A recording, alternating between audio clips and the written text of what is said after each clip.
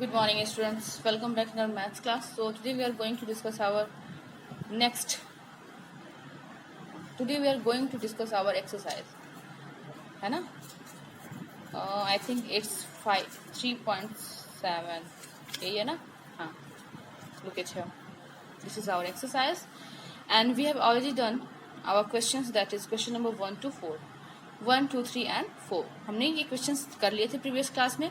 चलिए स्टार्ट करते हैं क्वेश्चन नंबर 5 से. क्वेश्चन नंबर 5 क्या कह रहा है कि can two numbers have 16 as their SCF and 130 as their LCM. Give reason. क्या दो नंबर्स के जो SCF है वो 16 हो सकते हैं और LCM 130 हो सकता है? अगर हो सकता है तो क्यों? रीजन देना है. तो देखो हम लोगों ने ये जो हमारा प्रॉपर्टी नंबर 9 पढ़ा था कि the LCM of given number is a multiple of their HCF. अगर कोई भी नंबर का एलसीएम जो होता है वो एचसीएफ का क्या होता है? मल्टीपल होता है. इट मीन्स कि वो फैक्टर भी तो हो सकते हैं ना. एचसीएफ क्या होगा? उसका कोई ना कोई फैक्टर होगा. एलसीएम का मल्टीपल है तो फैक्टर होगा ना, मतलब कंप्लीटली डिविजिबल होगा. तो हम क्या करते हैं, 16 से 130 को डिवाइड करते हैं. देखते हैं कि अगर वो कंप्लीटली डिवाइड हो जाएगा तो ये दोनों नंबर्स एचसीएफ एंड एलसीएम हो सकते हैं. अगर ये कंप्लीटली डिवाइड नहीं होता है तो फिर ये नंबर्स हमारे एचसीएफ एंड एलसीएम नहीं होंगे उस नंबर के, क्योंकि वो क्या होते हैं? मल्टीपल्स होते हैं एक दूसरे के. तो देखो स्टार्ट करते हैं अपनी एक्सरसाइज से.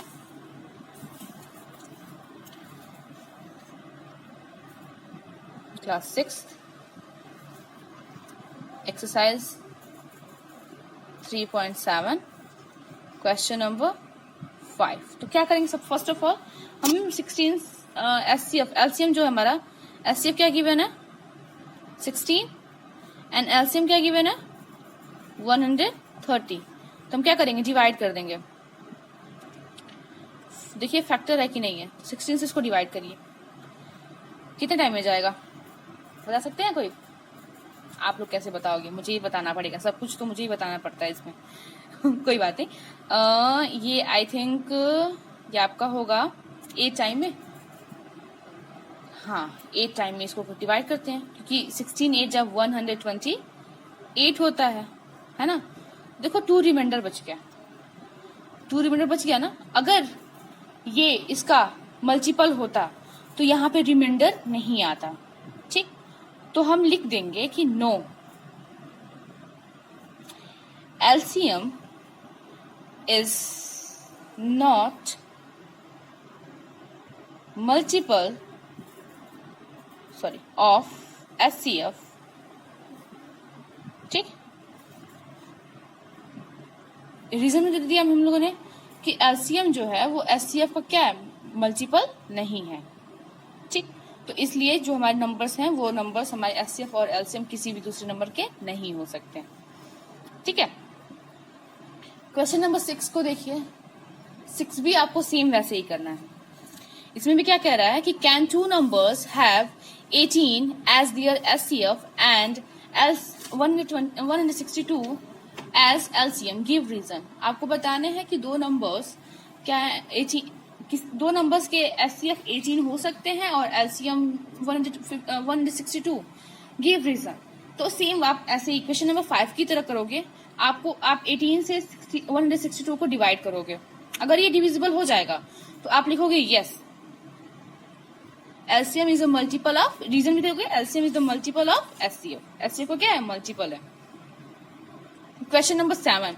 Find the HCF and LCM of the following numbers orally आपको बताना. इसको कुछ सॉल्व नहीं करना है. तो आप इसके लिए आपने एक प्रॉपर्टी पढ़ा था को प्राइम नंबर्स की. देखो यहाँ पे मैंने प्रॉपर्टी बताया था आप लोगों को. कहाँ गया? देखो 5. प्रॉपर्टी नंबर 5 क्या था कि द एलसीएम ऑफ 2 को prime number is equal to their product. LCM जो होता है दो को प्राइम नंबर्स का, उनको आपस में मल्टीप्लाई कर दें तो उनका जो प्रोडक्ट आता है वही होता है. ठीक, को प्राइम नंबर्स के. तो देखो एचसीएफ को प्राइम नंबर्स के जो एचसीएफ होते हैं वो ऑलवेज 1 होते हैं. ये भी आप लोगों ने पढ़ा था. जब एचसीएफ मैंने पढ़ाया था उस टाइम प्रॉपर्टी में था ये चीज, ठीक है। तो देखो ये 5 एंड 8 ये दोनों क्या है, को प्राइम नंबर्स हैं। कैसे? क्योंकि इनके कोई भी फैक्टर्स जो होंगे वो सेम नहीं होंगे, ठीक है। तो ये दोनों जब को प्राइम नंबर्स हैं तो इनका जो एचसीएफ होगा, आप कैसे करोगे? क्वेश्चन नंबर 7 को देखो। क्वेश्चन नंबर 7 का फर्स्ट देखो, एचसीएफ इसका क्या लिखोगे आप? 1 एंड एलसीएम क्या लिखोगे? आप इन दोनों की आपस में मल्टीप्लाई कर दो, इन दोनों के आपस में मल्टीप्लाई, इनका प्रोडक्ट बताना है ना, तो 5 मल्टीप्लाइड बाई 8 इक्वल टू 40, इसका एलसीएम हो जाएगा। को प्राइम नंबर्स के एलसीएम ऑलवेज उनको आपस में मल्टीप्लाई कर देते हैं नंबर्स को, तो वो होता है, और एचसीएफ ऑलवेज 1 होता है। देखो ये दोनों भी को प्राइम नंबर्स हैं, ये दोनों भी को प्राइम नंबर्स हैं, तो सेम वही करना है, एचसीएफ इनका 1 होगा और एलसीएम इन दोनों की मल्टीप्लाई कर दीजिए, आंसर मिल जाएगा, ठीक है। क्वेश्चन नंबर 8 क्या कह रहा है कि find the LCM of given numbers orally, इनको भी ओरली बताना है, एलसीएम बतानी है इनकी। तो देखो इसको बताने से पहले मैंने एक प्रॉपर्टी बताई थी, बिल्कुल प्रॉपर्टी पे सारे क्वेश्चंस हैं, ठीक है। जैसे प्रॉपर्टी नंबर कौन सा था, हाँ property number 7, if the HCF of two numbers is one of the number, then LCM of the same two numbers is other number। नहीं सॉरी ये नहीं था, कहाँ गया बोला प्रॉपर्टी, गिव मी वन, हाँ property number 6, the LCM of two numbers is the greater number if one of the numbers is multiple of the other। दो numbers के जो एलसीएम होंगे वो ऑलवेज ग्रेटर नंबर ही होगा, कब? जब वो दोनों आपस जो दो नंबर्स है ना उसमें से एक नंबर जो होगा वो दूसरे नंबर का मल्टीपल होगा। मतलब कि 5 एंड 15 है ना, तो 5 का मल्टीपल क्या है? 15 है ना, तो जो इसमें ग्रेटर वाली वैल्यू है यही इसका क्या हो जाएगा? एलसीएम हो जाएगा, ठीक है। तो सेम वैसे इसमें भी देखो, इसमें भी क्या हो रहा है, 15 एंड 45। तो देखो 15 के टेबल में 45 आता है, हाँ आता है, कितने टाइम आता है? 3 टाइम में आता है ना। तो इसका मतलब है कि 15 का 45 क्या है? मल्टीपल है। तो ऐसे केस में क्या करेंगे हम, 45 जो होगा वो हमारा एलसीएम हो जाएगा। जो बड़ी वाली वैल्यू होती है वही क्या होती है? एलसीएम हो जाती है। 10 का मल्टीपल 30 है, हाँ है, 3 टाइम में ये भी आता है। तो 10 का मल्टीपल मतलब 10 के टेबल में तो आता है ना। तो इस अब ये तो मल्टीपल हो गया, ठीक। तो हम क्या देखते हैं? बड़े वाले नंबर को देखते हैं। तो बड़ा वाला नंबर कौन सा हो जाएगा? 30 है, तो 30 इसका क्या हो जाएगा? एलसीएम। तो आप डायरेक्ट लिख दोगे एलसीएम इक्वल टू 8 का क्वेश्चन नंबर फर्स्ट का आंसर हो जाएगा एलसीएम इक्वल टू 45। कुछ भी नहीं करना है आपको, सिर्फ देख के आपको आंसर कर देना, जो बड़ी वाली वैल्यू है उसको आंसर कर देना है, ठीक है। कर लेंगे। चलिए अब बात करते हैं चैप्टर चेकअप की।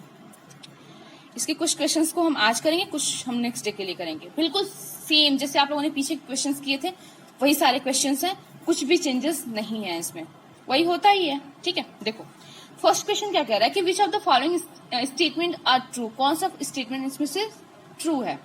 फर्स्ट क्या है, if a number is divisible by 3 it must be divisible by 9। अगर कोई नंबर 3 से डिविजिबल है तो वो जरूर 9 से भी डिविजिबल होगा। ये कंप्लीटली रॉन्ग है, क्योंकि 6 जो है वो 3 से तो डिविजिबल है लेकिन वो 9 से डिविजिबल नहीं है, तो ये क्या हो जाएगा?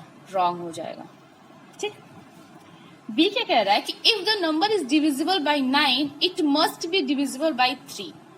कोई नंबर जो 9 से डिविजिबल है वो 3 से भी डिविजिबल होगा, ये करेक्ट है।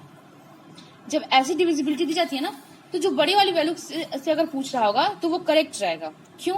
क्योंकि 9 2 ज़ा 18, 9 1 ज़ा 9, 9 2 ज़ा 18, 9 3 ज़ा 27। आप इन सबको भी 3 से डिवाइड करोगे ना तो सारे के सारे नंबर्स 3 से डिवाइड हो जाएंगे, ठीक है। तो ये क्या हो जाएगा? ये आपका ट्रू हो जाएगा।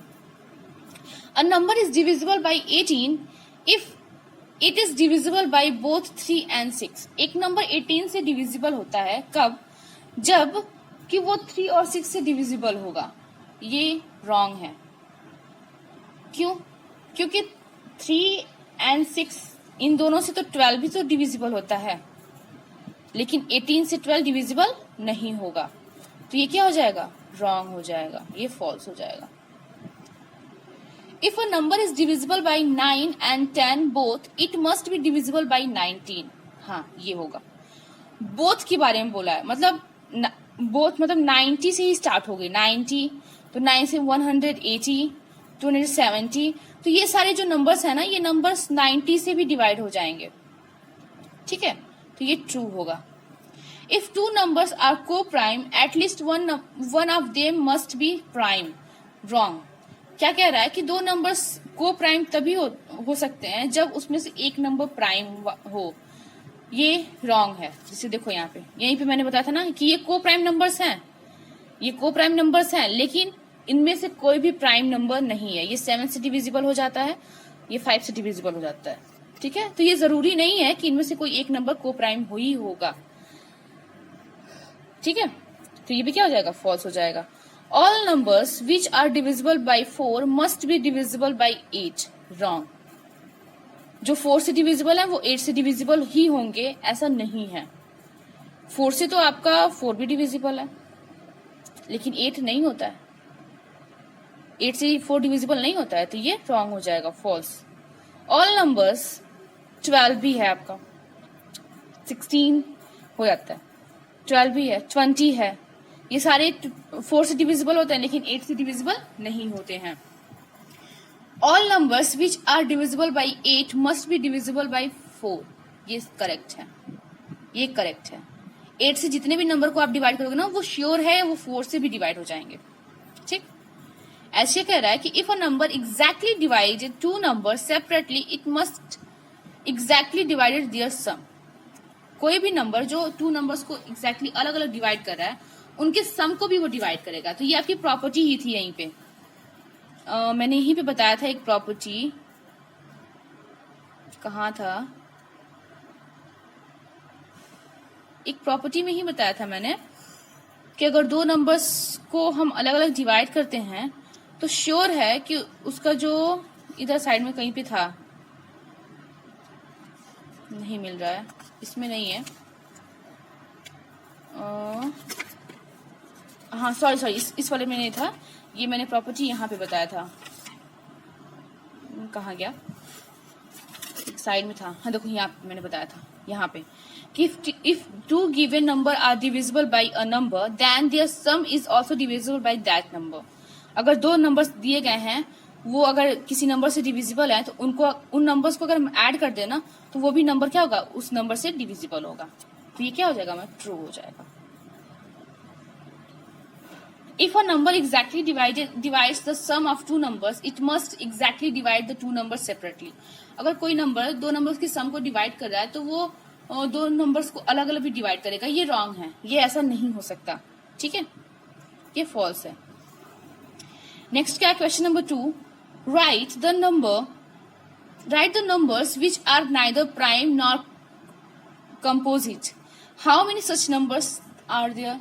तो मैंने आपको बताया था एक ही नंबर ऐसा है जो ना तो प्राइम होता है ना तो कंपोजिट होता है, तो वो कौन सा नंबर है, 1।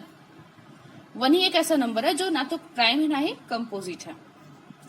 Using each of the digits 1, 2, 3 and 4 only once, determining the smallest 4 digit number divisible by 4। आपको इन नंबर्स का यूज करके एक ऐसा नंबर, स्मॉलेस्ट नंबर बनाना है जो 4 से डिवाइड हो जाए, ठीक है। तो या तो आप इस प्लेस, वंस प्लेस पे या तो 2 रखिए या फिर 4 रखिए, इन दोनों को वंस प्लेस पे रख के बाकी आप अपना नंबर बना लीजिएगा, बाकी तो मैं बताऊंगी।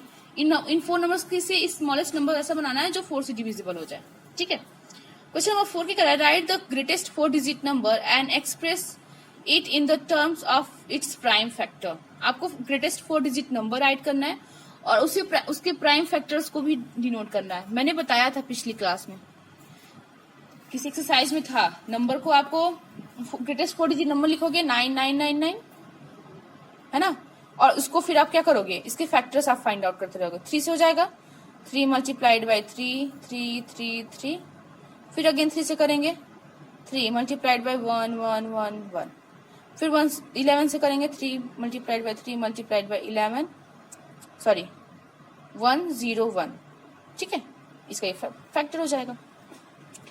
क्वेश्चन नंबर 5 क्या कह रहा है कि find the largest 3 digit number exactly divisible by 3, 6 and 8। Largest 3 digit number बताने हैं जो एग्जैक्टली डिविजिबल हो जाएंगे 3, 6 एंड 8 से। तो ये सारे क्वेश्चंस मैंने इसमें बताए थे।